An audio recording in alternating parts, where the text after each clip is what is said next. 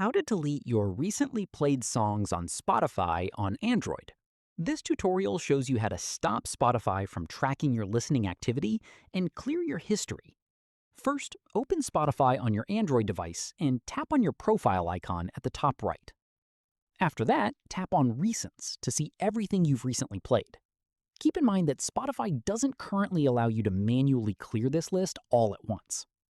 From there, go back and tap on your profile icon again. Right here, tap on Settings and Privacy. Next up, tap on Privacy and Social.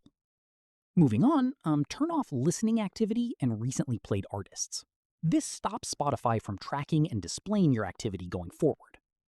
From here, if you want to fully clear your existing history, go back to Settings and scroll down to tap on Support. Following this, search for help and reach out to Spotify support directly. You can request them to remove your listening history, and they may clear it for you. Finally, once your request is submitted, give it some time, and Spotify support will get back to you.